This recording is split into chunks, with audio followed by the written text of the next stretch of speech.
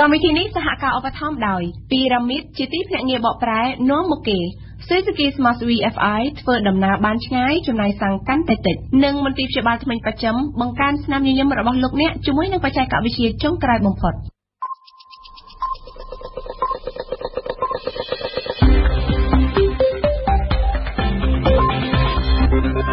ជំរាបសួរលោកលោកស្រីនាងកញ្ញាអរគុណលោកអ្នកដែលបានតាមដានស្ដាប់ការផ្សាយរបស់វិទ្យុបារាំង AFE នៅវេលានេះម៉ោង 1 រសៀលកម្មវិធីព័ត៌មានដោយអឹមរចនាសង្គមស៊ីវិលជាតិនិងអន្តរជាតិដាក់ញត្តិជូនទូតបរទេសដែលគ្មានការរារាំងអង្គភាពប្រឆាំងអំពើពុករលួយផ្សព្វផ្សាយពីប្រកាសអន្តរក្រសួងស្ដីពីការផ្តល់សេវារដ្ឋបាលនៅតាមខេត្តរាជធានីក្រុងស្រុកខណ្ឌនិងតាមឃុំសង្កាត់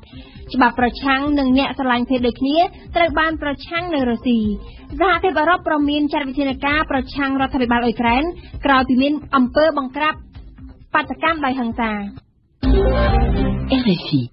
ដោយការគ្រោងទុកអង្គការសង្គមស៊ីវិលជាតិនិងអន្តរជាតិចំនួនជាង180អង្គភាពបានជួបជុំគ្នានិងដាក់ញត្តិជូនស្ថានទូតបរទេសចំនួន5នៅព្រឹកថ្ងៃប្រហោះនេះដោយគ្មានការរារាំងពីសមត្ថកិច្ចដោយការពីលើកមុនទេ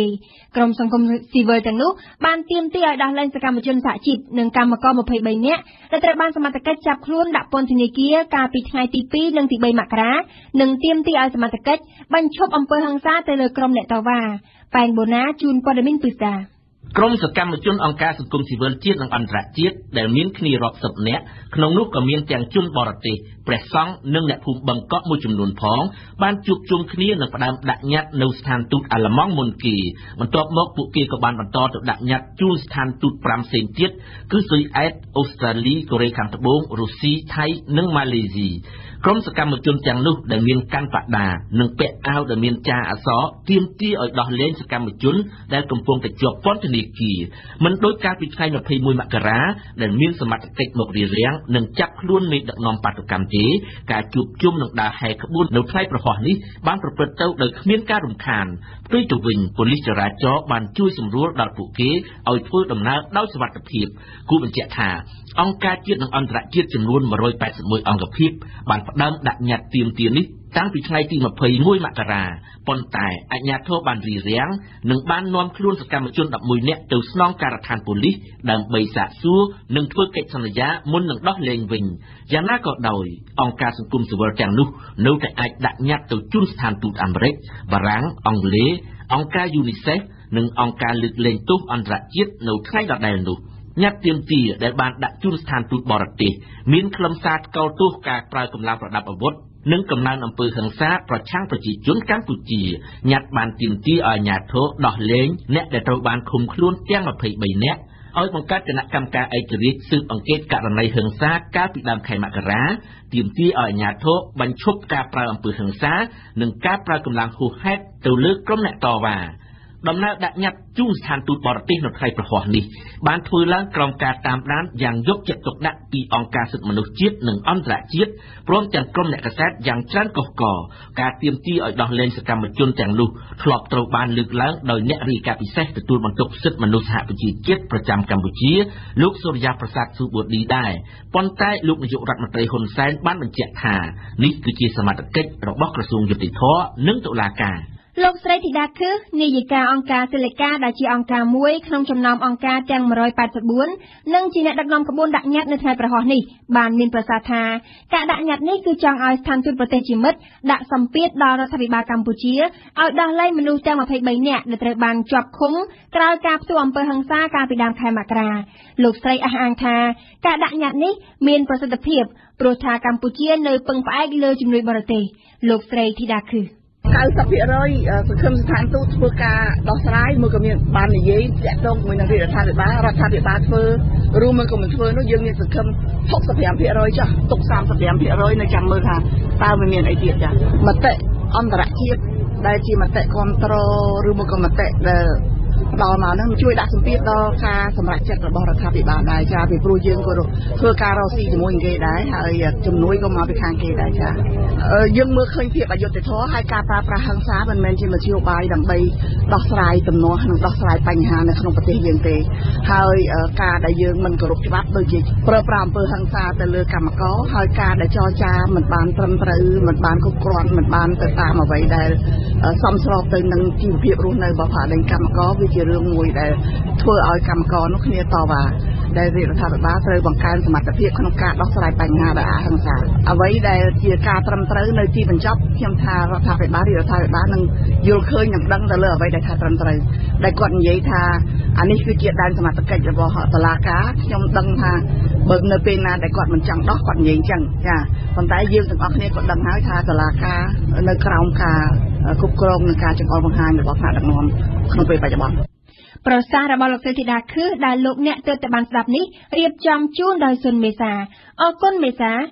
ប្រកាសរបស់អន្តរក្រសួងស្ដីពីការផ្តល់សេវារដ្ឋបាលនៅថ្នាក់រដ្ឋបាលថ្នាក់ក្រោមជាតិចុះហត្ថលេខាដោយរដ្ឋមន្ត្រីក្រសួងមហាផ្ទៃលោកសខេងនិងរដ្ឋមន្ត្រីក្រសួងសេដ្ឋកិច្ចនិងហិរញ្ញវត្ថុលោកអូនប៉ុលមនីរតត្រូវបានអង្គភាពប្រឆាំងអំពើពុករលួយផ្សព្វផ្សាយជាសាធារណៈតាមគេហទំព័រផ្លូវការរបស់ខ្លួនសេវារដ្ឋបាលដែលផ្តល់ដោយរដ្ឋបាលថ្នាក់ក្រោមជាតិនៅតាមសាលារដ្ឋខេត្តរាជធានីក្រុងស្រុកខណ្ឌរហូតដល់តាមឃុំនិងសង្កាត់ត្រូវបានរៀបចំជាកម្រងសេវារដ្ឋបាលដែលមានរាយលម្អិតពីតម្លៃសេវា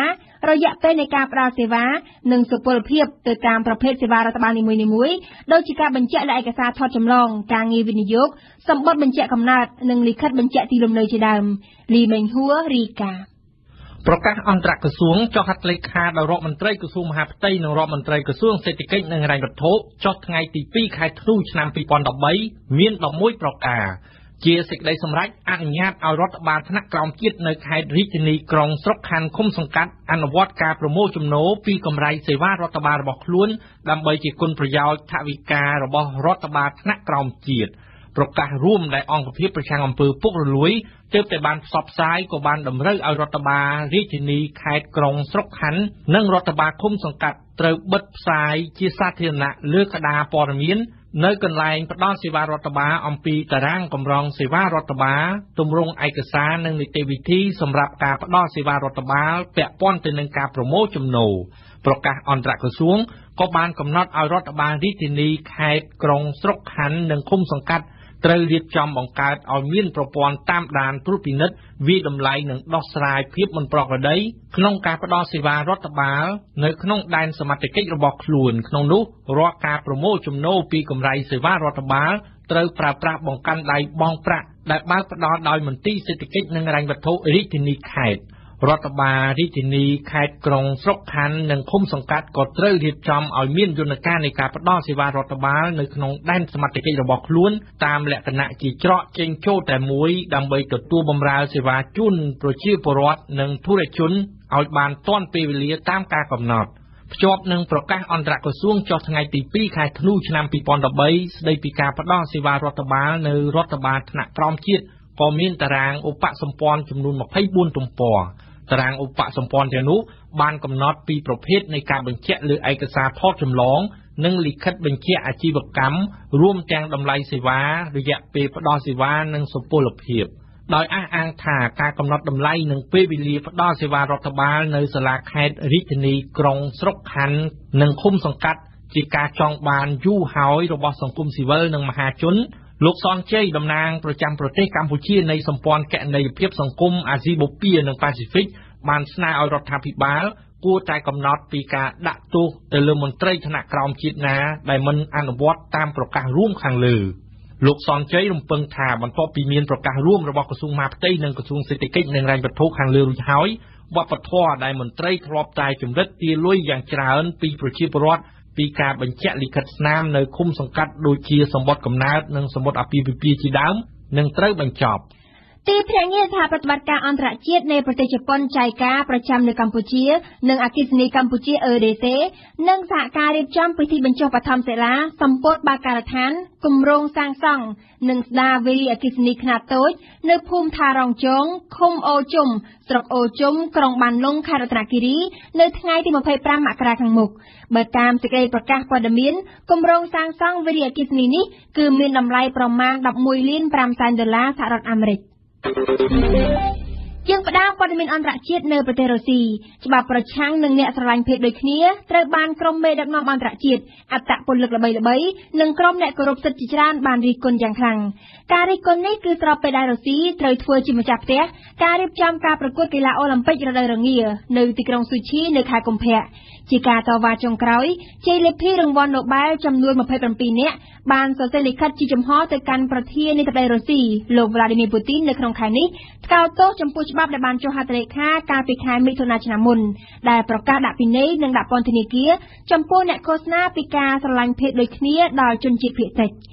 នៅក្នុងប្រទេសរុស្ស៊ីដូចគ្នាដែរការប្រកួតកីឡាអូឡ িম্প ិករដូវរងាជិតចាប់ផ្ដើមហើយនៅក្នុងប្រទេសរុស្ស៊ីអំឡុងពេលត្រៀមខ្លួននេះរុស្ស៊ីបានរឹតបន្តឹងសន្តិសុខក្នុងប្រទេសរបស់ខ្លួនជាខ្លាំងនៅព្រឹកថ្ងៃប្រហោះនេះក្រុមប៉ូលីសបានឈរយាមល្បាតនៅគ្រប់ជ្រុងទាំងអស់នៃទីក្រុងស៊ូឈីជាពិសេសនៅតាមផ្លូវទៅកាន់ភ្នំកូកាក្សូដែលជាភ្នំសម្រាប់រៀបចំពិធីនេះប៉ូលីសប្រហែល 37,000 នាក់ដែលមានជំនាញឡើងភ្នំនិងយាមល្បាតក្នុងអំឡុងពេលប្រកួតគឺចាប់ពីថ្ងៃទី7ដល់ថ្ងៃទី23កុម្ភៈខណៈដែលនៅតំបន់ជុំវិញសមុទ្រខ្មៅមានអ្នកនៅប្រចាំការប្រមាណជា 35,000 នាក់ការត្រៀមខ្លួនយ៉ាងខ្ជាប់ខ្ជួនបែបនេះគឺបន្ទាប់ពីរុស្ស៊ីធ្លាប់បានជួបការវាយប្រហារដោយការធ្វើភេរវកម្មអត្តឃាតដែលបានសម្លាប់មនុស្សអស់34នាក់នៅក្នុងខែធ្នូចុងឆ្នាំ2013នៅភាគខាងត្បូងនៃទីក្រុង Volgograd ដែលមានចម្ងាយប្រមាណជា700គីឡូម៉ែត្រពីទីក្រុងស៊ូឈីប្រធានគណៈកម្មការអឺរ៉ុបនៅល្ងាចថ្ងៃពុធបានអំពាវនាវឲ្យបញ្ឈប់អំពើហិង្សានៅក្នុងប្រទេសអ៊ុយក្រែនព្រមទាំងបានព្រមានអាជ្ញាធរអ៊ុយក្រែនថាអឺរ៉ុបអាចនឹងចាត់វិធានការទៅលើអ៊ុយក្រែនប្រសិនបើអំពើហិង្សានៅតែបន្តកើតមានការព្រមានរបស់សហភាពអឺរ៉ុបបានកើតមានឡើងក្រោយពីប៉ូលីសអ៊ុយក្រែនបានប្រើកម្លាំងបង្ក្រាបទៅលើបាតុករប្រឆាំងបណ្ដាលឲ្យមនុស្សយ៉ាងតិច2នាក់ត្រូវបាត់បង់ជីវិតនៅព្រឹកថ្ងៃពុធម្សិលមិញនេះសូមស្ដាប់សេងឌីណាយើងមានក្តីរន្ធត់ដែលបានលើអំពីការស្លាប់បាតុករនៅក្នុងប្រទេសអ៊ុយក្រែនហើយយើងសូមធ្វើការថ្កោលទោសយ៉ាងខ្លាំងក្លាបំផុតចំពោះការប្រើកម្លាំងនិងអំពើហិង្សានេះគឺជាការថ្លែងរបស់លោក José Manuel Barroso ប្រធានគណៈកម្មការអឺរ៉ុបនៅថ្ងៃពុធនេះកាលពីព្រឹកថ្ងៃពុធបាតុករអ៊ុយក្រែន2នាក់ត្រូវស្លាប់ដោយគ្រាប់កាំភ្លើងនៅក្នុងពេលដែលប៉ូលីសបានប្រើកម្លាំងបង្ក្រាបបាតុកម្មប្រឆាំងរដ្ឋាភិបាលដែលបានអូសបន្លាយពេលជាច្រើនសប្តាហ៍មកហើយលោក Barroso បានប្រាប់អ្នកសារព័ត៌មានថាលោកមានក្តីព្រួយបារម្ភចំពោះស្ថានភាពកាន់តែដុនដាបនៃវិបត្តិនៅអ៊ុយក្រែនហើយថាសហភាពអឺរ៉ុបកំពុងតាមដានយ៉ាងដិតដល់នៅស្ថានភាពនេះហើយកំពុងតែសិក្សាមើលអំពីវិធានការមួយចំនួនដែលសហភាពអឺរ៉ុបអាចដាក់ចេញចំពោះអាជ្ញាធរអ៊ុយក្រែនលោកប្រធានគណៈកម្មការអឺរ៉ុបមិនបានបញ្ជាក់លម្អិតថាតើវិធានការទាំងនេះគឺជាអ្វីនោះទេក៏ប៉ុន្តែមន្ត្រីសហភាពអឺរ៉ុបបានឲ្យដឹងថាស្នងការអឺរ៉ុបទទួលបន្ទុកទទួលសមាជិកថ្មីគ្រោងនឹងធ្វើដំណើរទៅកាន់ប្រទេសអ៊ុយក្រែននៅថ្ងៃសុក្រខាងមុខដើម្បីជួបជាមួយនឹងតំណាងរដ្ឋាភិបាលនិងតំណាងក្រុមប្រឆាំងក៏ដូចជាសង្គមស៊ីវិលអ៊ុយក្រែនក្រៅពីសហភាពអឺរ៉ុបការថ្កោលទោសចំពោះការប្រើកម្លាំងបង្ក្រាបបាតុកម្មនៅអ៊ុយក្រែនក៏បានកើតមានផងដែរពីសំណាក់សហរដ្ឋអាមេរិកនិងអង្គការអូតង់មន្ត្រីសេដ្ឋវិមានក៏បានព្រមានផងដែរថានឹងដាក់ទណ្ឌកម្មទៅលើអ៊ុយក្រែនប្រសិនបើការប្រើកម្លាំងបង្ក្រាបបាតុកម្មនៅតែបន្តកើតមានផ្ទុយពីប្រទេសលោកខាងលិចរុស្ស៊ីវិញរុស្ស៊ីបានចេញមកការពីចំណាត់ការរបស់អាជ្ញាធរអ៊ុយក្រែនព្រមទាំងបានរិះគន់ក្រុមប្រឆាំងអ៊ុយក្រែនថាជាអ្នកដែលបានរំលោភរដ្ឋធម្មនុញ្ញអនុរដ្ឋមន្ត្រីក្រសួងការបរទេសរុស្ស៊ីបានរិះគន់ការបញ្ចេញប្រតិកម្មពីសំណាក់សហភាពអឺរ៉ុបនិងសហរដ្ឋអាមេរិកថាជាការជ្រៀតជ្រែកចូលក្នុងកិច្ចការផ្ទៃក្នុងរបស់អ៊ុយក្រែនអំពីប្រទេសចិនដែលជាប្រទេសមហាអំណាចសេដ្ឋកិច្ចទី2លើពិភពលោកនិងមានសេដ្ឋកិច្ចដែលស៊ីរូងផ្ទៃក្នុងដោយអំពើពុករលួយក្នុងជួរថ្នាក់ដឹកនាំកម្ពុជាតែម្ដងនេះបើតាមការបង្ហាញឲ្យដឹងរបស់ក្រុមអ្នកសារព័ត៌មានផ្នែកស៊ើបអង្កេតអន្តរជាតិសាច់ញាតិក្រុមគ្រួសារមេដឹកនាំកម្ពុជាចិនមានជាអាចគ្រួសារត្រកូលលោកប្រធានាធិបតីស៊ីជីនពីងលោកអតីតនាយករដ្ឋមន្ត្រីវេនជាប៉ាវសុទ្ធតែបានប្រើល្បិចលួចលាក់លុយនៅបរទេសក្នុងប្រទេសដែលគេចាត់ទុកថាជាឋានសួគ៌សារពើពន្ធដើម្បីកុំឲ្យគេមើលឃើញជាសាធារណៈនៅទំហំទ្រព្យដ៏ធំមហាសាលរបស់ពួកគេនេះបើយោងតាមក្រុមអ្នកសារព័ត៌មានផ្នែកស៊ើបអង្កេតអន្តរជាតិយើងស្ដាប់អៀងសុកមិញ ក្រុមអ្នកសារព័ត៌មានផ្នែកស៊ើបអង្កេតអន្តរជាតិបានរកឃើញតាមរយៈឯកសារជាច្រើនថាមានអតិថិជនចិនដីគោកចិនហុងកុងប្រមាណជិត 22,000 នាក់មានឈ្មោះក្នុងបញ្ជីក្រុមហ៊ុនបរទេស offshore នៃបណ្ដាប្រទេសជាឋានសួគ៌សារពើពន្ធនៅក្នុងសំណុំឯកសារមហាសម្ងាត់ទាំង 2 លាន 5 សែនដែលក្រុមអ្នកសារព័ត៌មានផ្នែកស៊ើបអង្កេតអន្តរជាតិបានទទួលគឺអាចប្រឡត់ឲ្យស្គាល់ថាមេដឹកនាំនយោបាយកម្ពុជាចិនជានរណាសមាជិកសភាប្រជាជនចិនសាច់ញាតិរបស់អតីតប្រធានាធិបតីចិនហ៊ូជីនតាវអតីតនាយករដ្ឋមន្ត្រីលីប៉េងឬក៏លោកដេងសៀវពីងបិតាបើកចំហសេដ្ឋកិច្ចក្នុងទសវត្សរ៍ឆ្នាំ 1970 សុទ្ធតែមានឈ្មោះនៅក្នុងពិភពឋានសួគ៌សារពើពន្ធទាំងអស់មិនខុសអ្វីពីក្រុមសាច់ញាតិរបស់លោកស៊ីជីនពីងប្រធានាធិបតីចិនបច្ចុប្បន្ននិងលោកវេងជាបាល់អតីតនាយករដ្ឋមន្ត្រីពីឆ្នាំ 2003 ដល់ឆ្នាំ 2013 ដែលធ្លាប់ជួបរឿងអាស្រូវអ្នកកាសែតរកឃើញទ្រព្យដ៏មហាសាលរបស់ក្រុមគ្រួសារកាលពីឆ្នាំ 2012 នោះឡើយបើតាមការលំអិតរបស់ក្រុមស៊ើបអង្កេតអន្តរជាតិនេះដដែលម្ចាស់ក្រុមហ៊ុនវិនិយោគអចលនទ្រព្យដែលបានក្លាយទៅជាបងថ្លៃរបស់លោកស៊ីជីនពីងនៅឆ្នាំ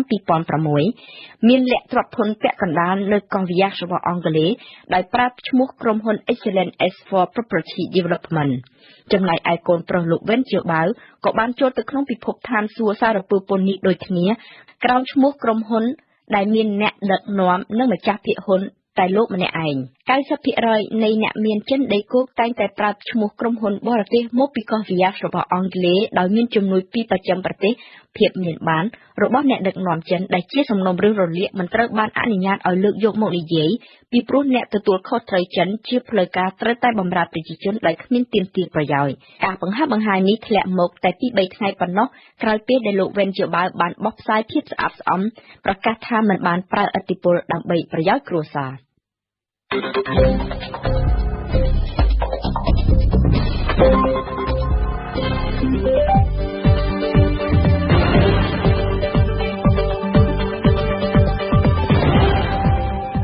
ទ្យុបារាំង RFI ភ្នំពេញ 92 MHz សៀមរាប 92 MHz បាត់ដំបងក្រុងព្រះសីហនុនិងកំពង់ចាម 94.5 MHzលោកអ្នកស្ដាប់ជាទីមេត្រីជាបន្តទៀតនេះលោកអ្នកបានស្ដាប់នាទីទស្សនៈសារព័ត៌មានរៀបចំជូនដោយញឹមសុផលបន្ទាប់មកគឺជានាទីព្រឹត្តិការណ៍កម្ពុជាប្រចាំថ្ងៃ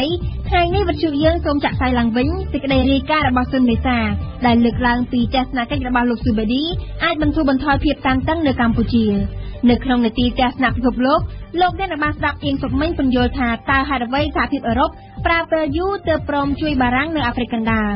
ចំណែកនីតិទស្សនៈកម្ពុជាប៉ែនបូណាវិភាគលើប្រធានបទភាពតានតឹងនយោបាយកំពុងអូសទាញប្រជាធិបតេយ្យឲ្យចុះដុនដាបនិងនៅចុងបញ្ចប់កម្មវិធីរបស់យើងគឺជានាទីខ្ញុំនិយាយពីភាសានៅថ្ងៃនេះថាច់ដេតនឹងរៀបរាប់ប្រាប់លោកអ្នកអំពីការចាំព្រះវស្សាដែលជាការចាក់ផ្សាយឡើងវិញទស្សនៈសារព័ត៌មាននាទីទស្សនៈសារព័ត៌មាននៅថ្ងៃនេះជាភារៈរបស់ញឹមសុផលតើថ្ងៃនេះបណ្ដាកាសែតខ្មែរចាប់អារម្មណ៍លើព្រឹត្តិការណ៍អ្វីខ្លះសូមអញ្ជើញលោកនាងស្ដាប់សេចក្តីរាយការណ៍ពិស្ដាររបស់ញឹមសុផលដូចតទៅខណៈដែលស្ថានភាពនយោបាយមើលទៅហាក់ដូចជាធូរស្រាលនៅខាងក្រៅក៏ប៉ុន្តែនៅងុំខាងក្នុងគេសង្កេតឃើញអ្នកនយោបាយនៅតែបង្ហាញមុខជាប់ជានិច្ចនៅលើទំព័រសារព័ត៌មានពីមួយថ្ងៃទៅមួយថ្ងៃសម្រាប់រស្មីកម្ពុជាចេញផ្សាយនៅថ្ងៃប្រហោះនេះលោកសំរងស៊ីមេដឹកនាំគណៈបកប្រឆាំងត្រូវបានបង្ហាញយ៉ាងច្បាស់តាមរយៈរូបភាពនៅទំព័រមុខរបស់កាសែតនៅក្នុងកាយវិការកាន់ផ្កាឈូកដង្ហែកម្រងផ្កាទៅគោរពវិញ្ញាណក្ខន្ធលោកជាវិជារស្មីកម្ពុជាដាក់ចំណងជើងធំប្រវែងពីបន្ទាត់ថាខួបគម្រប់10ឆ្នាំនៃមរណភាពលោកជាវិជាសហជីពសេរីកម្មករផ្សព្វផ្សាយសារដីកាស្ថាពររបស់តុលាការកំពូលតាមរយៈចំណងជើងនេះកាសែតបានលើកយកសារដីកាស្ថាពររបស់តុលាការកំពូលដែលសហជីពសេរីទើបទទួលបានកាលពីប៉ុន្មានថ្ងៃមុននេះមកចុះផ្សាយដែលសេចក្តីសម្រេចបង្ហាញថាបនសំណាងនិងសុកសំអឿនមិនមែនជាឃាតករនៅក្នុងសំណុំរឿងឃាតកម្មលើលោកជាវិជាហើយដែលត្រូវលោកជាមុនីប្រធានសហជីពសេរីកម្មករប្អូនប្រុសសពលោកជាវិជាអំពាវនាវកុំឲ្យមានការរើសអើងអ្នកទាំងពីរ តាមរយៈរស្មីកម្ពុជាលោកជាមនីពិពណ៌នាថាដំណើរការកាត់ក្តីរបស់តុលាការនៅលើសំណុំរឿងឃាតកម្មលោកជាវិជាប្រៀបដូចជាបៃលុកបៃឡក្នុងរយៈពេល10ឆ្នាំមកនេះក៏ប៉ុន្តែប្រធានសហជីពរូបនេះឲ្យដឹងថាលោកនិងមេធាវីកំពុងរៀបចំពាក្យបណ្ដឹងហើយនឹងដាក់ទៅកាន់សាលាដំបងរាជធានីភ្នំពេញក្នុងពេលឆាប់ៗនេះបណ្ដឹងសារឬសំណុំរឿងក្តីឃាតកម្មលើលោកជាវិជាដើម្បីស្វែងរកឃាតករពិតមកផ្ដន្ទាទោសជាមួយគ្នានេះកាសែតរស្មីកម្ពុជាក៏បានលើកយកការថ្លែងរបស់លោកឧត្តមសេនីយ៍ឯកខៀវសុភ័ក្រអ្នកនាំពាក្យក្រសួងមហាផ្ទៃដែលមើលឃើញថាការចោទប្រកាន់មកលើរដ្ឋាភិបាលថាមិនដែលរកមុខឃាតករឃើញគឺជារឿងនយោបាយលោកថាសមត្ថកិច្ចនៅតែខិតខំបម្រើប្រជាពលរដ្ឋនិងខិតខំអនុវត្តច្បាប់របស់ប្រទេសលោកជាមនីប្រធានសហជីពសេរីកម្មករនៃព្រះរាជាណាចក្រកម្ពុជាលើកដៃសំពះនៅពីមុខផ្សែងធូបហុយត្រឡោមក៏មានបង្ហាញផងដែរនៅលើទំព័រកាសែតភ្នំពេញប៉ុស្តិ៍កាសែតឲ្យចំណងជើងថាជាមនីជំនះដើរហែក្បួនថ្ងៃខួបស្លាប់បងប្រុស10ឆ្នាំភ្នំពេញប៉ុស្តិ៍ឲ្យដឹងថាដោយរំលោភលើការហាមរបស់រដ្ឋាភិបាលចំពោះការប្រមូលផ្ដុំជាសាធារណៈដោយបើកចំហលោកជាមនីបានដឹកនាំក្រុមអ្នកគាំទ្រដង្ហែទៅកាន់រូបសំណាកបងប្រុសដើម្បីធ្វើពិធីគម្រប់ខួប10ឆ្នាំនៃការបាញ់សម្លាប់លោកជាវិជាកាសែតបន្តថាមានមនុស្សជាង200នាក់ក្នុងនោះមានលោកសំរងស៊ីលោកកឹមសុខាប្រធាននិងអនុប្រធានគណៈបកសង្គ្រោះជាតិនិងមន្ត្រីជាន់ខ្ពស់គណៈបកប្រឆាំងជាច្រើនទៀតមានវត្តមាននៅកន្លែងប្រារព្ធពិធីគោរពវិញ្ញាណក្ខន្ធលោកជាវិជាតាមកាសែតអ្នកចូលរួមមានអ្នកនយោបាយកម្មករសហជីពបានថ្លែងម្ដងម្នាក់ពីលោកជាវិជានិងរំលឹកពីការស្លាប់របស់កម្មករកាលពីពេលថ្មីនេះផងដែរនៅក្នុងព្រឹត្តិការណ៍ប៉ះទង្គិចគ្នាដ៏ហិង្សាកាលពីដើមខែមករាលោក Bradley Cobb អ្នកដឹកនាំខ្សែភាពយន្តឯកសារអ្នកណាសម្លាប់លោកជាវិជាត្រូវភ្នំពេញប៉ុស្តិ៍ស្រង់សម្ដីថាការស៊ើបអង្កេតច្បាស់លាស់លើការសម្លាប់លោកជាវិជាមិនមានទេដោយសារថាបើស៊ើបអង្កេតរដ្ឋាភិបាលនិងស៊ើបអង្កេតរឿងខ្លួនឯងក៏ប៉ុន្តែលោកផៃស៊ីផានអ្នកនាំពាក្យទីស្តីការគណៈរដ្ឋមន្ត្រីថ្លែងថាការចោទប្រកាន់របស់លោកខុកគឺខ្វះភស្តុតាងនេះបើតាមភ្នំពេញប៉ុស្តិ៍ប្រធានបទដូចគ្នានេះត្រូវបានចុះផ្សាយផងដែរនៅលើទំព័រកាសែតកោះសន្តិភាពកាសែតឡើងចំណងជើងថាប្រារព្ធខួប10ឆ្នាំនៃការបាញ់សម្លាប់លោកជាវិជារីឯខ្លឹមសារចុះផ្សាយពឹស្ដាវិញកោះសន្តិភាពបានរៀបរាប់ពីការចូលរួមរបស់មេដឹកនាំគណៈបកប្រឆាំងលោកសំរងស៊ីនិងលោកកឹមសុខាក្នុងនោះក៏មានការលើកឡើងពីការថ្លែងរបស់លោកសំរងស៊ីអំពាវនាវឲ្យរដ្ឋាភិបាលស្វែងរកឃាតករពិតដែលបានបាញ់សម្លាប់លោកជាវិជាក្រុមមេដឹកនាំសហជីពដែលបានចូលរួមនៅក្នុងពិធីរំលឹកវិញ្ញាណក្ខន្ធលោកជាវិជាគម្រប់10ឆ្នាំបានសម្ដែងនូវការសោកស្ដាយចំពោះអ្នកការពារសិទ្ធិកម្មករបែរជាត្រូវសម្លាប់ហើយរកឃាតករមិនឃើញក៏ប៉ុន្តែអ្នកសហជីពបញ្ជាក់ថាការបាញ់សម្លាប់លោកជាវិជាមិនអាចបំបាក់ស្មារតីកម្មករនិងអ្នកតស៊ូបានឡើយនេះបើតាមកោះសន្តិភាពកាសែតក៏មិនភ្លេចដែរក្នុងការផ្សាយពីប្រតិកម្មរបស់អ្នកនាំពាក្យក្រសួងមហាផ្ទៃគឺលោកខៀវសុភ័ក្រដែលលោកប្រាប់ថាសំណុំរឿងឃាតកម្មលើលោកជាវិជាសមត្ថកិច្ចនៅតែបន្តស៊ើបអង្កេតនិងមិនទាន់បិទសំណុំរឿងនេះនៅឡើយការរាយរាប់ពីដំណើររឿងដែលបានកើតឡើងទាក់ទងទៅនឹងការប្រារព្ធខួប10ឆ្នាំនៃមរណភាពរបស់លោកជាវិជាកាលពីម្សិលមិញក៏មានចុះផ្សាយដែរនៅលើទំព័រក្នុងរបស់កាសែតកម្ពុជាថ្មីបានទុកទំព័រមុខរំលេចចំណងជើងធំមួយឃ្លាដែលនោះគឺជាការផ្សាយពីលិខិតរបស់ក្រុមប្រឹក្សាសហជីពជាតិកម្ពុជាដែលមានការស្នើសុំពីសហជីពធំចំនួន64ទៅរដ្ឋមន្ត្រីក្រសួងកាងារឲ្យជួយទប់ស្កាត់ជនដែលគំរាមកំហែងកម្មករកំពុងធ្វើវិលមកការគោរពវិញ្ញាណក្ខន្ធលោកជាវិជាវិញក្រៅពីសរសេរដូចជាកាសែតផ្សេងៗដែរពីទស្សនវិជ្ជានៃការប្រារព្ធពិធីកាលពីម្សិលមិញកម្ពុជាថ្មីបានស្រង់សម្ដីលោកខួងស្រេងអភិបាលរងរាជធានីភ្នំពេញដែលបានថ្លែងថាលោកជាមនីបានកំពុងបំពានច្បាប់បាតុកម្មនិងរំលោភទៅលើសេចក្តីសម្រេចរបស់សាលាក្រុងដែលពុំអនុញ្ញាតឲ្យធ្វើការហែកក្បួនព័ត៌មានថ្មីប្លែកស៊ីជម្រៅមាននៅវិទ្យុបារាំង AIS អរគុណសុផលដែលបានដកស្រង់ទស្សនៈសារព័ត៌មានសំខាន់ចេញផ្សាយលើទំព័រកាសែតខ្មែរនៅថ្ងៃប្រហោះនេះព្រឹត្តិការណ៍កម្ពុជាប្រចាំថ្ងៃអង្គការក្រៅរដ្ឋាភិបាលដែលធ្វើការសិទ្ធិមនុស្សនៅកម្ពុជាមានសិទ្ធិនិយមថាដំណើរទស្សនកិច្ចរបស់អ្នករាយការណ៍ពិសេសលោកសុរិយាប្រសាទសុបឌីនឹងអាចបន្ធូរបន្ថយភាពតានតឹងនៃរឿងសិទ្ធិមនុស្សនៅកម្ពុជានិងបញ្ហានយោបាយតានតឹងរវាងគណៈបកទាំងពីរបានប៉ុន្តែអ្នកវិភាគនិងអង្គការសង្គមស៊ីវិលមិនសង្ឃឹមថាដំណើរទស្សនកិច្ចរបស់អ្នករាយការណ៍ពិសេសនេះនឹងចេញជាលទ្ធផលប្រកបដោយផ្លែផ្កាច្រើននោះទេមន្ត្រីគណៈបក ប្រជាជនកម្ពុជាស្នើឲ្យលោកស៊ូបេឌីថ្លឹងថ្លែងរបាយការណ៍ទាំងសងខាងដើម្បីជៀសវាងការវិតម្លៃខុសចំពោះស្ថានភាពពិតនៅកម្ពុជាយ៉ាងណាក៏ដោយសង្គមស៊ីវិលបានស្នើឲ្យរដ្ឋាភិបាលយកចិត្តទុកដាក់ជាមួយនឹងអនុសាសន៍របស់លោកស៊ូបេឌីព្រោះថាលោកស៊ូបេឌីគ្មានផលប្រយោជន៍អ្វីនៅកម្ពុជានោះទេសូមអញ្ជើញស្ដាប់សេចក្តីរាយការណ៍ពិស្ដាររបស់ស៊ុនមេសាដែលជាការចាក់ផ្សាយឡើងវិញដូចតទៅ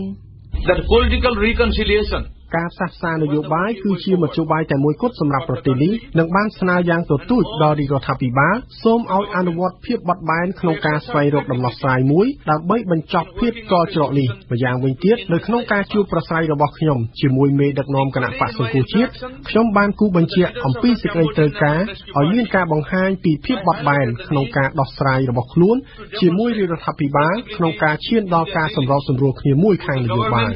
in reaching a political compromise នេះជាប្រសាសន៍របស់អ្នករាយការណ៍ពិសេសនៃអង្គការសហប្រជាជាតិលោកសូរិយាប្រាសាទស៊ូបេឌីដែលបានថ្លែងនៅក្នុងសន្និសីទសារព័ត៌មានកាលពីថ្ងៃប្រហ័សក្នុងគណៈដែលលោកបានបំពេញទស្សនកិច្ចលើកទី10នៅកម្ពុជាឆ្លើយតបនឹងសំណួរដែលស្នើឲ្យលោកស៊ូបេឌីជួយអន្តរាគមន៍ជួយដោះស្រាយបញ្ហានយោបាយនៅកម្ពុជាដែលកំពុងទៅមុខមិនរួចនាពេលបច្ចុប្បន្ននេះអ្នករាយការណ៍ពិសេសរបស់អង្គការសហប្រជាជាតិបានអះអាងថាដំណើរទស្សនកិច្ចរបស់លោកនៅកម្ពុជានេះមិនមានភារៈដោះស្រាយបញ្ហានយោបាយនោះទេប៉ុន្តែ if both sides make a request to me or to the United Nations ប្រសិនបើមានការស្នើសុំឲ្យជួយអន្តរាគមន៍ដោះស្រាយខ្ញុំឬអង្គភាពសហប្រជាជាតិនឹងពិចារណាយ៉ាងប្រុងប្រយ័ត្ន structures within the United Nations system that proposal will be considered carefully គួររំលឹកថាការស្នើឲ្យមានយន្តការជួយពីខាងក្រៅយ៉ាងដូចនេះគឺបន្ទាប់ពីគណៈបកកណ្ដាលអំណាចរបស់លោកនាយករដ្ឋមន្ត្រីហ៊ុនសែននិងគណៈបកប្រឆាំងរបស់លោកសំរងស៊ីនៅតែបន្តខ្វែងគំនិតគ្នាចំពោះដំណោះស្រាយចំនួននយោបាយក្រោយការបោះឆ្នោតអស់រយៈពេលជាច្រើនខែមកហើយចំនួននយោបាយដែលបានកើតឡើងតាំងពីក្រោយការបោះឆ្នោតនោះបានបណ្ដាលឲ្យទីក្រុងភ្នំពេញស្គាល់បាតកម្មទ្រង់ទ្រាយធំរបស់គណៈបកសង្គ្រោះជាតិហើយចំនួននយោបាយនេះដែរ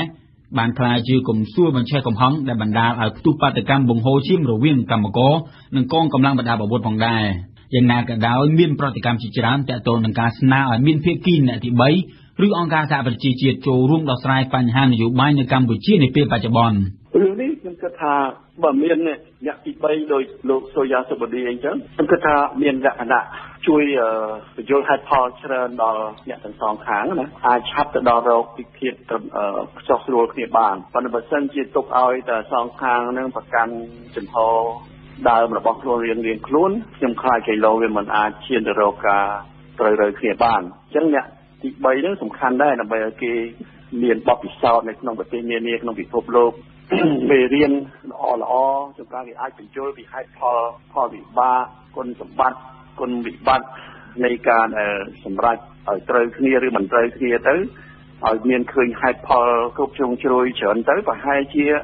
អាចជួយឲ្យមានការគិតពិចារណាថ្មីមកវិញបានអាចនឹងរកការខិតមកចិត្តគ្នានឹងកាន់តែរហ័សបាននេះជាការបញ្ជាក់របស់លោកធុនសារាយប្រធានអង្គការសិទ្ធិមនុស្សអាត់ហុកលោកធុនសារាយបានបន្តថាការដង្ហើយហៅអង្គការសហប្រជាជាតិនោះគឺមិនបានប៉ះពាល់ដល់កិត្តិយសជាតិនោះទេវាមានខាតអីដល់ប្រយោជន៍ទេយើងវាចំណេញដល់យើងដូចគ្នានឹងវាគ្មានទៅខំថាគាត់តែគេមកជួយឲ្យជាមតិយោបល់ខ្លះអញ្ចឹងទៅហើយយើងមកវាតតចោលថានឹងវាមកប៉ះពាល់ដល់អធិបតេយ្យភាពវាដូចជាមិនល្អដែរព្រោះថាវាមិនមែនគេមកសម្រាប់ជួយយើងណាគេគ្រាន់តែមកជួយជាហៅថាបង្ហាញនៅអ្វីដែលល្អអ្វីដែលបទពិសោធន៍ល្អអ្វីដែលបទពិសោធន៍មិនល្អនៅក្នុងពិភពលោកនៅក្នុងប្រទេសមួយចំនួនធំអញ្ចឹងទៅឬមួយក៏អាចឲ្យជាមតិយោបល់អីដែលហួសពីអ្វីដែលយើងធ្លាប់គិតមកអាចថាបានដែរបាទអញ្ចឹងខ្ញុំគិតថាយើងអត់មានខាតអីទេបាទព្រោះយើងកន្លងមកយើងជួលជំនាញការមកសរសេរតាំងពីគម្រោងកម្មវិធីនយោបាយគ្រប់សពដល់យ៉ាងទាំងរដ្ឋាភិបាលទាំងអីហ្នឹងទាំងអស់គ្នាហ្នឹងបាទទីមកជួយបរទេសមកជួយគ្រប់តាក្រសួងទាំងក្រសួងមន្ត្រីមិនទៅយើងមិនប្រកាន់ផងប៉ុន្តែសាស្ត្រាចារ្យផ្នែកច្បាប់លោកលីច័ន្ទតុលាវិញបានអះអាងថាខ្មែរគួរតែចេះដោះស្រាយបញ្ហាជាមួយខ្មែរខ្លួនឯងគណៈបកទាំងពីរគួរតែធ្វើការចរចាគ្នាដើម្បីរកដំណោះស្រាយហើយបើសិនជាមានប្រេតអន្តរាគមន៍របស់ព្រះមហាក្សត្រគឺរឹតតែប្រសើរខ្ញុំមិនគិតថាការដែលយើងទៅពឹងពាក់បរទេសឬក៏អង្គការសហជីវជាតិមកជួយធ្វើជាអ្នកសម្របសម្រួលនេះជាការល្អសម្រាប់ប្រទេសកម្ពុជានោះទេបាទពីព្រោះថាបើយើងទៅពឹងពាក់បរទេសបានន័យថាខ្មែរយើងមិនចេះដោះស្រាយបញ្ហាផ្ទៃក្នុងគ្នាឯង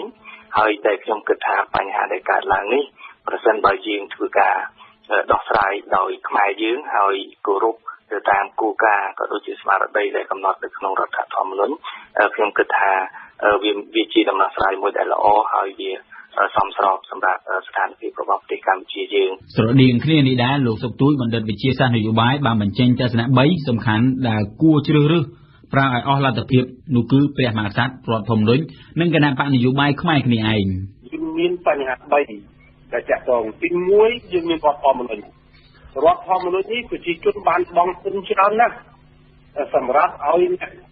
នយោបាយដំណើររៀងគួរប្រាក់ខែរាប់ពាន់ដុល្លារដែលប្រៀបធៀបទៅនឹងមន្ត្រីរាជការផ្ទៃនោះគឺក៏បានទទួលប្រាក់ខែចុះហេតុអីក៏សភានឹងដែលយើងថារាជានិយមផ្នែកសភាហេតុអីក៏សភានឹងមិនចាប់ដំណើរការទី2ព្រះមហាក្សត្រនៅតែមានតម្លៃសម្រាប់ចរចាយើងក៏តបមកប្រើប្រាស់អវត្តភាពផងហើយយើងប្របាទៅអង្គការសហជីវជាតិគណៈបកទាំងពីរនេះគឺចូលនិយាយគ្នាតែម្ដងប៉ុន្តែលោកកាំលីនៅវិភាគសង្គមឯករាជ្យវិញបានអាងថាអ្នកទី3និងអង្គព្រះមហាក្សត្រគឺសំខាន់ដូចគ្នាខ្ញុំគិតថាជាដំបូងត្រូវការអ្នកទី3ដើម្បីឆ្លងឆ្លើយចំណុចនីមួយៗពីគណៈបកប្រជាជនពីគណៈបកសង្គមជាតិចង់បានអីហើយអ្នកទី3នឹងយកមកធ្វើជា conclusion យកធ្វើជាសេចក្តីសន្និដ្ឋានរួមសម្រាប់ជាតិកុំឲ្យចំណេញទៅគណៈបកណាមួយច្រើនជាងនៅពេលដែលអ្នកទី3នឹងខ្មែរយើងនឹងបានចំណុចរួមនឹងហើយគួរតែអ្នកទី3នឹងវាจะមិនឲ្យគណៈបកទាំងពីរជួបគ្នាបណ្ដាលសិនជាជួបគ្នាហើយត្រូវរកគ្នាពីច្រើនហើយគណៈបកទាំងពីរគួរតែយាងតែមហាក្សត្រធ្វើជាអធិបតីនៅក្នុងកិច្ចប្រជុំសម្រាប់សម្រួលខាងផ្នែកនយោបាយនឹងឲ្យមានការផ្សាយទូទៅរួមគ្នាតែម្ដងអ្នកវិភាគរូបនេះក៏ដូចលោកបណ្ឌិតសុកទូចផងដែរបានយល់ស្របថាអង្គការសហប្រជាជាតិគឺជាយន្តការចុងក្រោយបង្អស់មួយហើយម្យ៉ាងវិញទៀតបើតាមលោកកែមលីយន្តការព្រមព្រៀងជាលក្ខណៈកញ្ចប់រវាងគណៈបកទាំងពីរគួរតែមានស្ដែងឡើងគណៈបកទាំងពីរគួរតែព្រមព្រៀងគ្នាជាកញ្ចប់តែម្ដងមានន័យថាព្រមចូលរដ្ឋសភាធ្វើវិសោធនកម្មដើម្បីអនុញ្ញាតឲ្យមានការបោះឆ្នោតអាណត្តិទី6មុនកាលបរិច្ឆេទបានន័យថាអាចការបោះឆ្នោតនៅឆ្នាំ2015អីទៅបោះឆ្នោតជាតិហ្នឹងហើយរួមគ្នាដើម្បីធ្វើកំណែតម្រង់ប្រព័ន្ធបោះឆ្នោតគណៈកម្មការជាតិtrongការបោះឆ្នោតនីតិវិធីអីមុននៅក្នុងឆ្នាំ2014ហ្នឹងឲ្យបានសម្រាប់ខ្ញុំគិតថាសេណារីយ៉ូហ្នឹងអាចធ្វើឲ្យគណៈបកទាំងពីរនឹងព្រមព្រៀងគ្នាដើម្បីអាចឈានជើងទៅដល់ការរួមគ្នានៅក្នុងសភាដោយពីលោកកាំលីសាស្ត្រាចារ្យផ្នែកច្បាប់លោកលីច័ន្ទតុលាបើយើងគិតជាបញ្ញត្តិនៃរដ្ឋធម្មនុញ្ញបច្ចុប្បន្នក៏ដូចជាដំណើរការនៃការបោះឆ្នោតខ្ញុំគិតថាការបោះឆ្នោតឡើងវិញមុនអាណត្តិនេះគឺវាអត់មានហេតុផលអីនោះទេបាទគឺនិយាយរួមថាខ្ញុំមិនយល់ស្របទេប៉ុន្តែប្រសិនបើអ្នកនយោបាយក៏គិតថាមានបញ្ហាឲ្យដំណោះស្រាយត្រូវតែបោះឆ្នោតមុនអាណត្តិដូច្នេះខ្ញុំគិតថាបើសិនជាពួកគាត់ចូលរួមទៅចូលប្រជុំសភាហើយដល់មកគាត់ព្រមព្រៀងគ្នាដើម្បីកែរដ្ឋធម្មនុញ្ញអនុញ្ញាតឲ្យមានការបោះឆ្នោតមុនអាណត្តិខ្ញុំគិតថានេះជាដំណោះស្រាយនយោបាយមួយដែរយ៉ាងណាក៏ដោយចំពោះស្ថានភាពរ៉ាំរ៉ៃនៃចំនួននយោបាយនៅកម្ពុជានេះលោកធុនសារាយនិងសាស្ត្រាចារ្យលីច័ន្ទតុលាបានស្នើឲ្យមានជំនួបកម្ពុជានៃគណៈបកកំពុងមានចំនួននេះតែម្ដងពួកគឺជាជំនួបរវាងលោកហ៊ុនសែននិងលោកសំរងស៊ីម្យ៉ាងវិញទៀតការសម្បទានឲ្យគ្នាទៅវិញទៅមកដើម្បីជាប្រយោជន៍ជាតិខ្មែរទាំងអស់គ្នាគឺជារឿងដែលអ្នកនយោបាយត្រូវលះបង់កម្មវិធីនេះសហការឧបត្ថម្ភដោយពីរ៉ាមីតជាទីភ្នាក់ងារបកប្រែនាំមុខគេSuzuki Smart VFI ធ្វើដំណើរបានឆ្ងាយចំណាយសាំងកាន់តែតិចនិងមន្ទីរព្យាបាលថ្មីបច្ចឹមបង្កើនស្នាមញញឹមរបស់លោកអ្នកជាមួយនឹងបច្ចេកវិទ្យាចុងក្រោយបំផុតលោកនាងកំពុងស្ដាប់កម្មវិធីព័ត៌មានរបស់វិទ្យុបារាំង AFE មុននឹងចូលដល់ការផ្សាយផ្សេងទៀតខ្ញុំសូមជូនព័ត៌មានសង្ខេបឡើងវិញអង្គការសង្គមស៊ីវិលជាតិនិងអន្តរជាតិចំនួនជាង180អង្គភាពបានជួបជុំគ្នានិងដាក់ញត្តិជូនស្ថានទូតបរទេសចំនួន5នៅព្រឹកថ្ងៃប្រហោះនេះដោយគ្មានការរារាំងពីសមាជិកដោយកាលពីលើកមុនទេក្រុមសង្គមស៊ីវិលទាំងនោះបានទាមទារឲ្យដោះលែងសកម្មជនសហជីពនិងកម្មករ23នាក់ដែលត្រូវបានសមាជិកចាប់ខ្លួនដាក់ពន្ធនាគារកាលពីថ្ងៃទី2និងទី3មករានិងទាមទារឲ្យសមាជិកបញ្ឈប់អំពើហិង្សាទៅលើក្រុមអ្នកតវ៉ា លោកស្រីធីតាខីនាយិកាអង្គការសេលេកាដែលជាអង្គការមួយក្នុងចំណោមអង្គការទាំង184និងជាអ្នកដឹកនាំក្បួនដាក់ញត្តិនៅខេត្តប្រហោះនេះបានមានប្រសាសន៍ថាការដាក់ញត្តិនេះគឺចង់ឲ្យស្ថានទូតប្រទេសជាមិត្តដាក់សម្ពាធដល់រដ្ឋាភិបាលកម្ពុជាឲ្យដោះលែងមនុស្សទាំង23នាក់ដែលត្រូវបានជាប់ឃុំក្រោយការផ្ទុះអំពើហិង្សាកាលពីដើមខែមករាលោកស្រីអះអាងថាការដាក់ញត្តិនេះនឹងមានប្រសិទ្ធភាពព្រោះថាកម្ពុជានៅពឹងផ្អែកលើជំនួយបរទេសប្រកាសរបស់អន្តរក្រសួងស្តីពីការផ្តល់សេវារដ្ឋបាលនៅរដ្ឋបាលថ្នាក់ក្រោមជាតិចុះហត្ថលេខាដោយរដ្ឋមន្ត្រីក្រសួងមហាផ្ទៃលោកសខេងនិងរដ្ឋមន្ត្រីក្រសួងសេដ្ឋកិច្ចនិងហិរញ្ញវត្ថុលោកអូនប៉ុនមនីរតត្រូវបានអង្គភាពប្រឆាំងអំពើពុករលួយផ្សព្វផ្សាយជាសាធារណៈតាមគេហទំព័រផ្លូវការរបស់ខ្លួនសេវារដ្ឋបាលដែលផ្តល់ដោយរដ្ឋបាលថ្នាក់ក្រោមជាតិនៅតាមសាលាខេត្តរាជធានីក្រុងស្រុកខណ្ឌរហូតដល់តាមឃុំនិងសង្កាត់ត្រូវបានរៀបចំជាកម្រងសេវារដ្ឋបាលដែលមានរាយលម្អិតពីតម្លៃសេវារយៈពេលនៃការផ្តល់សេវានិងសុពលភាពទៅតាមប្រភេទសេវារដ្ឋបាលនីមួយៗដូចជាការបញ្ជាក់លើឯកសារថតចម្លងការងារវិនិយោគសម្បត្តិបញ្ជាក់កំណើតនិងលិខិតបញ្ជាក់ទីលំនៅជាដើមទីភ្នាក់ងារសហប្រតិបត្តិការអន្តរជាតិនៃប្រទេសជប៉ុនចៃកាប្រចាំនៅកម្ពុជានិងអគ្គិសនីកម្ពុជា EDC និងសហការរៀបចំពិធីបញ្ចុះបឋមសិលាសម្ពោធបើការដ្ឋានគម្រោងសាងសង់និងស្ដារវារីអគ្គិសនីខ្នាតតូចនៅភូមិថារងជងឃុំអូជុំស្រុកអូជុំក្រុងបានលុងខេត្តរតនគិរីនៅថ្ងៃទី25មករាខាងមុខបើតាមសេចក្តីប្រកាសព័ត៌មានគម្រោងសាងសង់វារីអគ្គិសនីនេះគឺមានតម្លៃប្រមាណ$11.5 លានសហរដ្ឋអាមេរិកនៅប្រទេសរុស្ស៊ីច្បាប់ប្រឆាំងនឹងអ្នកស្រឡាញ់ភេទដូចគ្នាត្រូវបានក្រុមមេដឹកនាំអន្តរជាតិអត្តពលិកល្បីៗនិងក្រុមអ្នកគោរពសិទ្ធិជាច្រើនបានរិះគន់ជាខ្លាំងការរិះគន់នេះគឺស្របពេលដែលរុស្ស៊ីត្រូវធ្វើជាម្ចាស់ផ្ទះរៀបចំការប្រកួតកីឡាអូឡ িম্প ិករដូវរងានៅទីក្រុងស៊ូឈីនៅខែកុម្ភៈជាការតវ៉ាចុងក្រោយជ័យលាភីរង្វាន់ Nobel ចំនួន27នាក់បានសរសេរលិខិតជាចំហទៅកាន់ប្រធានាធិបតីរុស្ស៊ីលោក Vladimir Putin នៅក្នុងខែនេះថ្កោលទោសចំពោះច្បាប់ដែលបានចុះហត្ថលេខាកាលពីខែមិថុនាឆ្នាំមុនដែលប្រកាសដាក់ពិន័យនិងដាក់ពន្ធនាគារចំពោះអ្នកឃោសនាពីការស្រឡាញ់ភេទដូចគ្នាដល់ជនជាតិភាគតិចនៅក្នុងប្រទេសរុស្ស៊ីដូចគ្នាដែរការប្រកួតកីឡាអូឡ িম্প ិករដូវរងាជិតចាប់ផ្ដើមហើយនៅក្នុងប្រទេសរុស្ស៊ីអំឡុងពេលនេះរុស្ស៊ីបានរឹតបន្តឹងសន្តិសុខក្នុងប្រទេសរបស់ខ្លួនជាខ្លាំង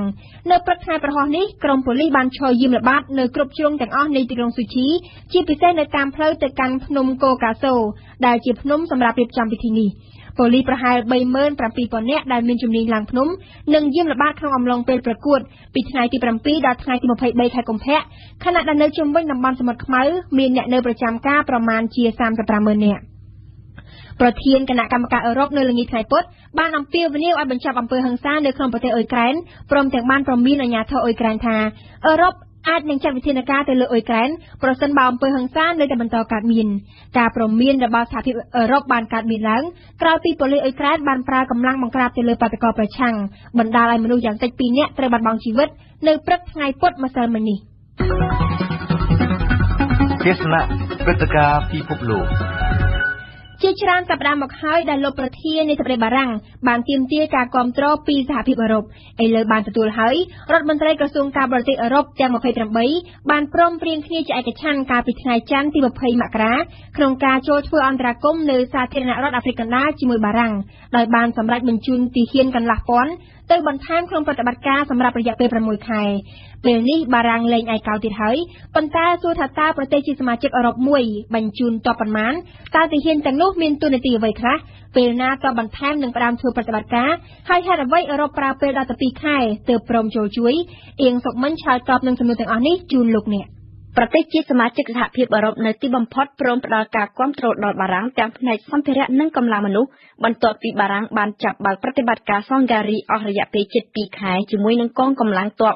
1,600 នាក់នៅឯអាហ្វ្រិកកណ្ដាលអ្វីបើបានផ្ដល់ភ្លើងខៀវព្រមបញ្ជូនទ័ពបន្ថែមទៅសាធារណរដ្ឋអាហ្វ្រិកកណ្ដាលប្រកបដោយឆន្ទៈនិងដោយសម្លេងជាឯកច្ឆន្ទក្នុងចំណាត់ការដោះស្រាយវិបត្តិមែនក៏ប៉ុន្តែនៅមានចំណុចលម្អិតជាក់ស្ដែងនិងនៅលើសមរភូមិជាច្រើនទៀតដែលត្រូវកំណត់ឲ្យបានច្បាស់លាស់ដូចជាក្បាលម៉ាស៊ីនបញ្ជាការយោធាទីតាំងភូមិសាស្ត្រនយោបាយបរិមាណទ័ពប្រយុទ្ធឬក៏ច្បាប់វិធាននៃការប្រយុទ្ធលក្ខណៈហើយចុងក្រោយត្រូវមានការអនុម័តពីក្រុមប្រឹក្សាសន្តិសុខអង្គការសហប្រជាជាតិទៀតបាននិយាយអំពីលទ្ធផលនៅលើក្រដាសការព្រមព្រៀងរបស់សហភាពអឺរ៉ុបនេះគឺជាជោគជ័យនយោបាយមួយរបស់លោកប្រធានាធិបតីបារាំង François Hollande អាល្លឺម៉ង់មិនបោះបង់បារាំងឲ្យឯកាអឺរ៉ុបទាំងមូលមិនអាចបណ្ដោយឲ្យបារាំងលង់ខ្លួនតែម្នាក់ឯងពីព្រោះតែផលវិបាកនៃសង្គ្រាមរ៉ាំរ៉ៃនៅអាហ្វ្រិកនឹងប៉ះពាល់ដល់អឺរ៉ុបទាំងមូលបើតាមរដ្ឋមន្ត្រីការបរទេសអាល្លឺម៉ង់បើអាហ្វ្រិកមានអស្ថិរភាពនោះនឹងមានវិបត្តិជនភៀសខ្លួនភេរវកម្មដែលអាចហៀមមកដល់អឺរ៉ុបកម្រនឹងចេញធ្វើប្រតិបត្តិការយោធាណាស់អន្តរាគមន៍យោធាក្រោយគេបង្អស់គឺនៅក្នុងឆ្នាំ2008ក៏ប៉ុន្តែស្ថានភាពនៅអាហ្វ្រិកធ្ងន់ធ្ងរខ្លាំងរហូតទាល់តែសហភាពអាចជំនះភាពប្រទាំងប្រទិសគ្នាបានតាមការពិតវាគួរឲ្យចម្លែកដែរដែលសហភាពអឺរ៉ុបត្រូវការពេលវេលាយ៉ាងយូរទម្រាំតែចេញជាសម្លេងតែមួយយ៉ាងដូចនេះនេះគឺពិតជាលក្ខណៈពិសេសរបស់អឺរ៉ុបពីព្រោះរាល់ប្រតិបត្តិការយោធាធ្វើឡើងក្នុងក្របខ័ណ្ឌនយោបាយសន្តិសុខនិងការពីរួមត្រូវតែមានការព្រមព្រៀងជាឯកច្ឆន្ទទើបទៅរួច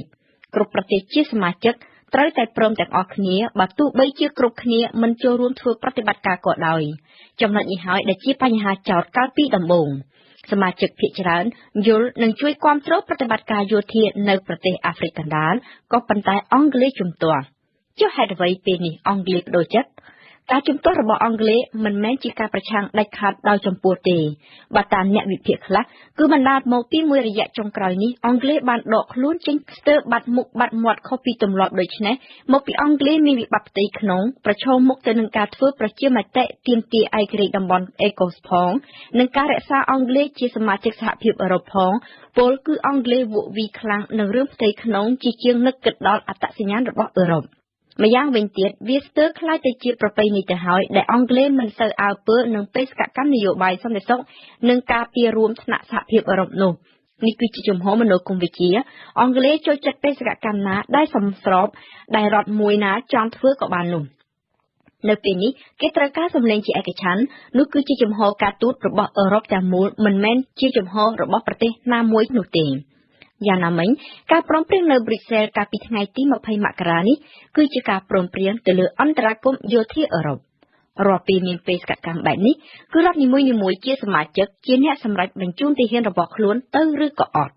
ដូច្នេះកងពលនោះគឺជាកងពលជាតិដែលនឹងត្រូវដាក់បង្រាយនៅតាមសមរភូមិក្នុងក្របខ័ណ្ឌអឺរ៉ុបមិនមែនកងទ័ពអឺរ៉ុបទេពីព្រោះសហភាពអឺរ៉ុបគ្មានកងកម្លាំងយោធាឡើយពេលនេះគឺជាដំណាក់កាលដ៏ភ័យស្រួលបំផុតមានការព្រមព្រៀងនយោបាយហើយក្រុមប្រទេសជាសមាជិកទាំង28ត្រូវមកអង្គុយដំកងគ្នាប្រកាសម្ដងម្នាក់អំពីចំនួនវិភាគទានកម្លាំងទាហានដែលត្រូវចូលរួមក្នុងប្រតិបត្តិការរក្សាសុវត្ថិភាពរដ្ឋធានីបងហ្គីនិងតំបន់អាកាសយានដ្ឋាន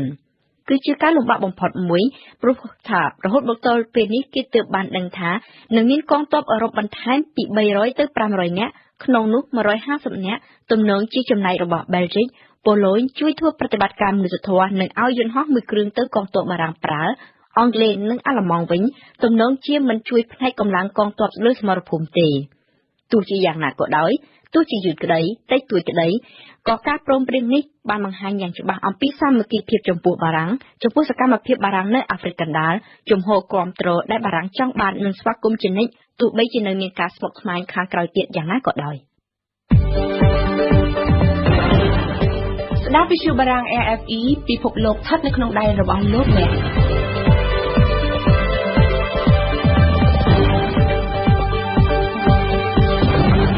អរគុណសុកមិញដែលបានពន្យល់ថាតើហេតុអ្វីសហភាពអឺរ៉ុបប្រើពេលយូរទើបព្រមជួយបារាំងនៅអាហ្វ្រិកកណ្ដាលទស្សនៈព្រឹត្តិការណ៍កម្ពុជា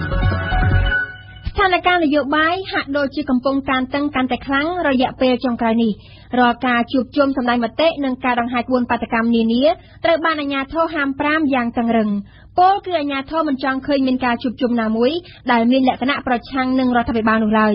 ការហាម5មិនឲ្យមានការជួបជុំសម្ដែងមតិកំពុងធ្វើឲ្យគោលការណ៍គ្រឹះនៃលទ្ធិប្រជាធិបតេយ្យដើរថយក្រោយនេះគឺជាផលវិបាកនៃវិបត្តិនយោបាយដែលបានអូសបន្លាយជាច្រើនខែដោះស្រាយមិនចេញតើអ្នកនយោបាយកំពុងនាំប្រទេសជាតិធ្វើដំណើរទៅទីណាយើងស្ដាប់បទវិភាគរបស់ប៉ែនបូណានៅពេលដែលចំនួននយោបាយតានតឹងស្ថានភាពប្រទេសជាតិនឹងធ្លាក់ចុះដុនដាបនេះគឺជាកត្តាសក្តានុម័តសម្រាប់គ្រប់បណ្ដាប្រទេសក្នុងលោកជាពិសេសការចុះដុនដាបនឹងមានកម្រិតកាន់តែខ្លាំងសម្រាប់ប្រទេសកំពុងអភិវឌ្ឍដែលទើបតែងើបចេញពីសង្គ្រាមដូចជាកម្ពុជាដោយយោងលើមូលហេតុនេះហើយបានជាក្រុមអ្នកវិភាគនិងក្រុមអ្នកតាមដានបញ្ហានយោបាយកម្ពុជាដែលបានស្គាល់ប្រទេសនេះច្បាស់បានជំរុញម្ដងហើយម្ដងទៀត ឲ្យអ្នកនយោបាយដោះស្រាយបញ្ហាឲ្យបានឆាប់តាមដែលអាចធ្វើទៅបានប៉ុន្តែគួរសោកស្ដាយបំណងប្រាថ្នានេះមិនអាចសម្រេចបានទេពីព្រោះតែអ្នកនយោបាយមិនបានឆ្លើយតបទៅនឹងការទន្ទឹងរង់ចាំរបស់ពលរដ្ឋជាទូទៅឡើយតែពួកគេហាក់បីដូចជាយកចិត្តទុកដាក់តែចំពោះអ្នកគ្រប់គ្រងរបស់ខ្លួននិងផលប្រយោជន៍គណៈបករៀងៗខ្លួនច្រើនជាងទីបំផុតស្ថានភាពប្រទេសជាតិកាន់តែធ្លាក់ចុះដុនដាបជាលំដាប់បច្ចុប្បន្ននេះការជួបជុំសម្ដែងមតិឬក៏ការដង្ហែក្បួនបាតកម្មនានាត្រូវបានហាមឃាត់យ៉ាងតឹងតែងបើទោះជាការជួបជុំដង្ហែក្បួននោះធ្វើឡើងដោយសន្តិវិធីក៏ដោយនៅពេលដែលប្រទេសកំពុងអនុវត្តលទ្ធិប្រជាធិបតេយ្យសេរីពហុបកហើយការជួបជុំសម្ដែងមតិត្រូវបានហាមឃាត់តើគោលការណ៍ប្រជាធិបតេយ្យនៅឯណាតើអ្នកនយោបាយកំពុងតែនាំប្រទេសជាតិធ្វើដំណើរទៅទីណាជាការពិតណាស់ឱកាសនៃការដោះស្រាយវិបត្តិត្រូវបានអ្នកនយោបាយបណ្ដោយឲ្យកន្លងហួសម្ដងហើយម្ដងទៀតដោយសារតែការប្រកាន់តឹងរៀងៗខ្លួនបច្ចុប្បន្នស្ថានភាពកំពុងឈានទៅរកភាពតានតឹងកាន់តែអាក្រក់ឡើងជាលំដាប់ភាពតានតឹងបានបង្ហាញកាន់តែច្បាស់តាមរយៈសារនយោបាយដ៏ធ្ងន់ធ្ងររបស់លោកនាយករដ្ឋមន្ត្រីហ៊ុនសែនពីខេត្តក្រចេះកាលពីថ្ងៃសៅរ៍18មករាសារនយោបាយនោះបានបញ្ជាក់ឲ្យឃើញថាកម្ដៅនយោបាយកំពុងតែឡើងដល់កម្រិតមួយដែលភាគីនីមួយៗអស់ភាពអត់ធ្មត់ហើយត្រូវងាកមកបង្ហាញសាច់ដុំដាក់គ្នាសាជាថ្មីតាមរយៈសារនយោបាយចុងក្រោយរបស់លោកនាយករដ្ឋមន្ត្រីហ៊ុនសែនគេអាចយល់បានថារដ្ឋាភិបាលនឹងមិនអនុញ្ញាតឲ្យមានបាតុកម្មទៀតឡើយក្រោមហេតុផលរក្សាសន្តិសុខនិងសណ្ដាប់ធ្នាប់សង្គមពីព្រោះរដ្ឋាភិបាលបានមើលឃើញបាតុកម្មអស់ទាំងនោះថាជាគ្រោះថ្នាក់និងមានចរិតផ្ដួលរំលំដូច្នេះរដ្ឋាភិបាលនឹងមិនបណ្ដោយឲ្យស្ថានភាពពិបាកគ្រប់គ្រងតទៅទៀតនោះឡើយចំណែកឯសកម្មជនសហជីពនិងសកម្មជនដីធ្លីរួមទាំងគណៈបកប្រឆាំងក៏មិនអាចដកថយពីបាតុកម្មបានដែរមិនបានពីព្រោះថាម្យ៉ាងវាជាសិទ្ធិដែលត្រូវប្រើប្រាស់នៅក្នុងរបបប្រជាធិបតេយ្យនិងម្យ៉ាងទៀតការសុខចិត្តទទួលយកសម្ពាធហើយសង្ងំនៅស្ងៀមស្ងាត់មានន័យស្មើនឹងការសុខចិត្តទទួលចាញ់គ្រប់បែបយ៉ាងនេះគឺជាជំហររបស់គណៈបកនយោបាយទាំងពីរនិងក្រុមសង្គមស៊ីវិលដែលគេបានស្គាល់ច្បាស់តាំងពីដើមទីរហូតមកដល់ពេលនេះ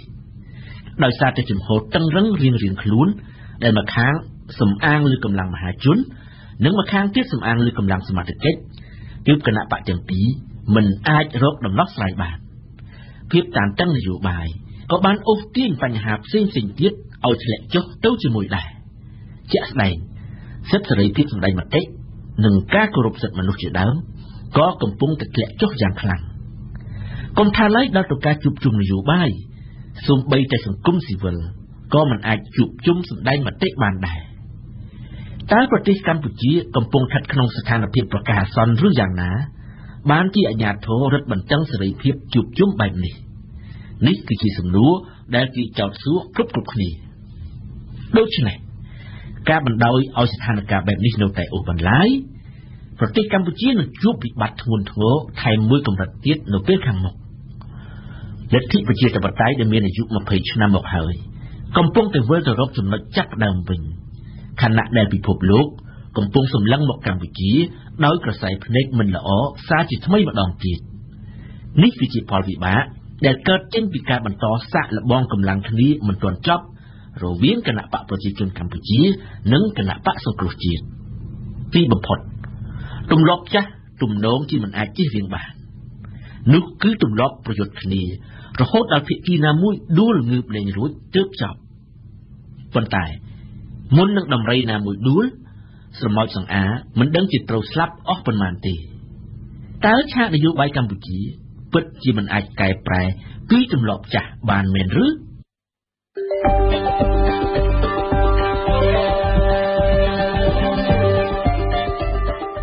ស្ដាប់កម្មវិធីព័ត៌មានរបស់វិទ្យុបារាំង RFI ពីម៉ោង 7 ដល់ម៉ោង 8 ព្រឹកពីម៉ោង 1 ដល់ម៉ោង 2 រសៀលនិងពីម៉ោង 7 ដល់ម៉ោង 8 យប់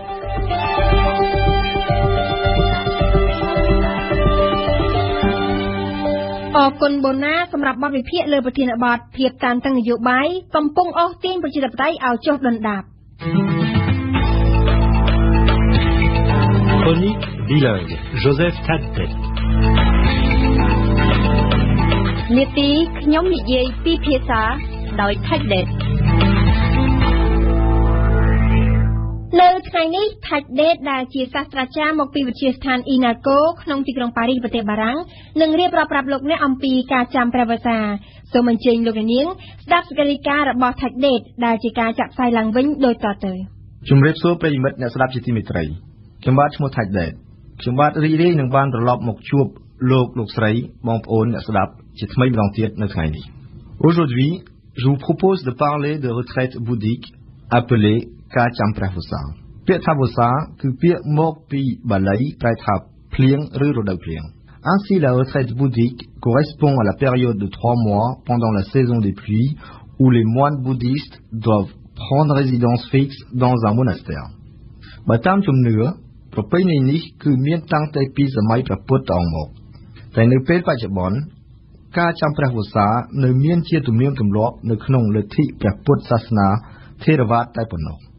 គឺនៅក្នុងប្រទេសដូចជាប្រទេសខ្មែរប្រទេសថៃប្រទេសភូមានិងប្រទេសឡាវជាដើមយើងពុំដឹងថាហេតុអ្វីបានជាទំនៀមទម្លាប់នេះពុំឃើញមាននៅតាមបណ្ដាប្រទេសដែលកាន់ព្រះពុទ្ធសាសនានាផ្នែកហិនយាននោះឡើយ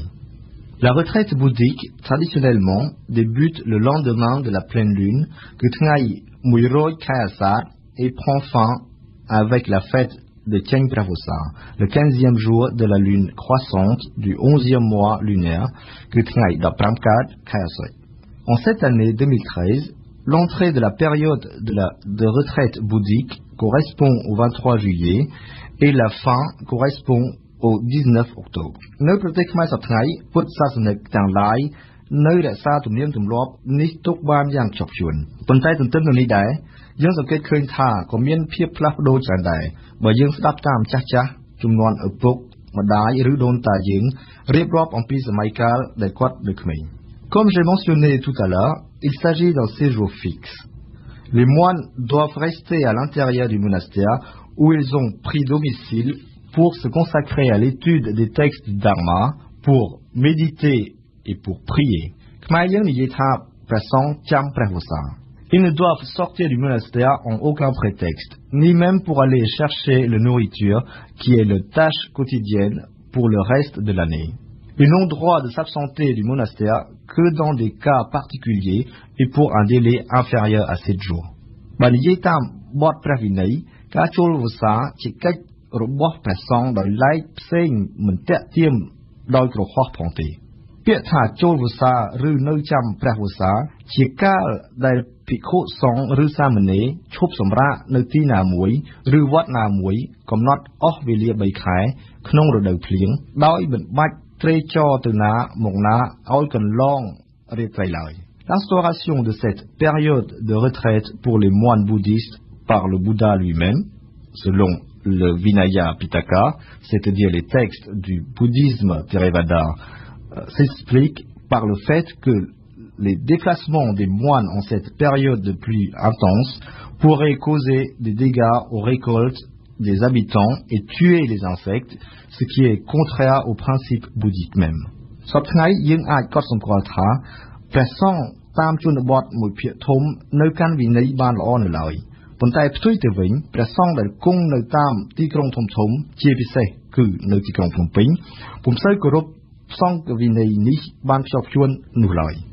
Il n'est pas rare de voir les moines sortir faire l'aumône dans les rues de Phnom Penh pendant cette période de retraite spirituelle ou sortir le soir tard pour diverses raisons. Nous allons essayer de discuter de ce changement dans cette pratique un peu plus loin. Mais essayons d'abord de comprendre l'impact de cette période de retraite monacale au sein de la communauté des fidèles et plus largement au sein de la culture et de la société cambodgienne, qui est composée de plus de 80% de bouddhistes. ពុទ្ធសាសនិកចំណុះជើងវត្តនីមួយៗក្រោមការដឹកនាំរបស់លោកអាចារ្យវត្តក៏ប្រារព្ធធ្វើបុណ្យចូលវស្សាឬកាន់វស្សាផងដែរតែធ្វើនៅថ្ងៃ15កើតខែអាសាឍមុនព្រះសង្ឃចូលព្រះវស្សាមួយថ្ងៃមុនថ្ងៃចូលព្រះវស្សាកន្លះខែលោកអាចារ្យតែងតែប្រកបប្រកាសជម្រាប ពុទ្ធបរិស័ទឲ្យដឹងជាមុនអំពីថ្ងៃចូលវស្សាខាងមុខដើម្បីពុទ្ធបរិស័ទត្រៀមចតុបច្ច័យមានសាដកទានចាំវស្សាធូបព្រេងជាដើមសម្រាប់ទំនុកបម្រុងព្រះសង្ឃដែលគង់ចាំវស្សាក្នុងវត្តទានធំដែលហៅថាទានចំណាំវស្សានេះគេចាប់ផ្ដើមដុតពីថ្ងៃ1រោចខែអាសាឍជាថ្ងៃចូលវស្សាដោយមិនពន្លត់រហូតដល់ថ្ងៃចេញវស្សា L'après-midi de la veille du premier jour de l'entrée dans la période de Chamvosa, le grand maître des cérémonies attaché au monastère, un laïc appelé Acha, rassemble tous les paroissiens pour célébrer religieusement l'entrée de cette période de retraite spirituelle des moines. Pendant toute cette période de retraite, la communauté des fidèles doivent se cotiser et s'organiser par famille pour subvenir en nourriture à la communauté des moines de le monastère. C'est également une période où les fidèles doivent venir entretenir le monastère et écouter les prières des moines plus régulièrement, ainsi que d'observer certains principes. ក្នុងកំឡុងពេលចាំព្រះវស្សានេះពុទ្ធសាសនិកទាំងឡាយមិនមានសិទ្ធិសាងសង់ផ្ទះ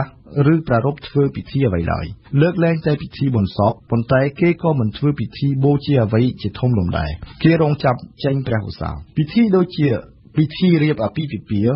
គេហាមមិនឲ្យធ្វើជាដាច់ខាតតែក្នុងពេលបច្ចុប្បន្ននេះនៅតាមទីក្រុងធំៗដូចជាភ្នំពេញកុំថាឡើយបំរាមតាក់ទងនឹងការសាងសង់ផ្ទះដែលគេមិនគោរពតាមនោះសូម្បីតែពិធីរៀបអាពាហ៍ពិពាហ៍ក៏គេមិនគោរពតាមដែរ Selon ces constats, comment peut-on expliquer l'éloignement entre la tradition et sa mise en pratique tant du côté des moines que du côté des fidèles à l'heure actuelle? Avant ou encore dans certains villages de nos jours, le monastère est le centre de la vie culturelle et sociale de la communauté. Tout le rythme du village est réglé en fonction de celui du monastère. Il y a ainsi, en quelque sorte, une parfaite symbiose entre la vie monastique et celle de la communauté laïque. Les moines peuvent observer des principes religieux et se consacrer à l'étude sans sortir du monastère pour faire l'aumône pendant cette période de retraite spirituelle, dans la mesure où le village s'organise pour les nourrir de façon certaine. Ce point, c'est ce qui n'est pas forcément le cas à Phnom Penh, où tout le monde est occupé par ses diverses activités professionnelles. Par ailleurs, à Phnom Penh, le moine est davantage attiré par le monde séculier et les bruits qui l'entourent. Certains moines suivent en plus les études dans les écoles laïques de la ville et terminent très tard le cours du soir. Pour ces raisons, il est difficile pour un moine de la ville d'observer les disciplines monastiques sans compter le fait que dans la majorité des monastères, il n'y a plus véritablement de discipline. នាទីនេះការផ្សាយជាពីភាសារបស់យើងដែលស្ដីអំពីពិធីបុណ្យចូលព្រះវស្សានិងការចាំព្រះវស្សានៅថ្ងៃនេះសូមចប់ត្រឹមនេះខ្ញុំនឹងសប្បាយរីករាយបានមកជួបប្រិយមិត្តអ្នកស្ដាប់ផ្សាយជាថ្មីម្ដងទៀតនៅសប្ដាហ៍ក្រោយសូមអរគុណសូមជម្រាបលា Notre chronique bilingue sur la retraite bouddhique touche maintenant à sa fin. J'aurai le plaisir de vous retrouver la semaine prochaine pour aborder un nouveau sujet. Merci et à la semaine prochaine.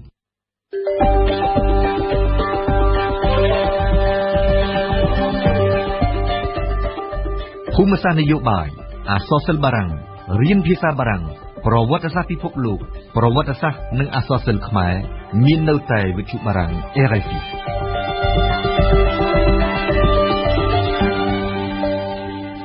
Lok អ្នកស្ដាប់វិទ្យុបារាំង AFE កម្មវិធីព័ត៌មានរយៈពេល1ម៉ោងរបស់វិទ្យុយើងជិតដល់ទីបញ្ចប់ហើយនៅពេលនេះខ្ញុំសូមជូនព័ត៌មានសង្ខេបឡើងវិញអង្គការសង្គមស៊ីវិលជាតិនិងអន្តរជាតិចំនួនជាង180អង្គភាពបានជួបជុំគ្នានិងដាក់ញត្តិជូនស្ថានទូតបរទេសចំនួន5នៅព្រឹកថ្ងៃប្រហោះនេះដោយគ្មានការ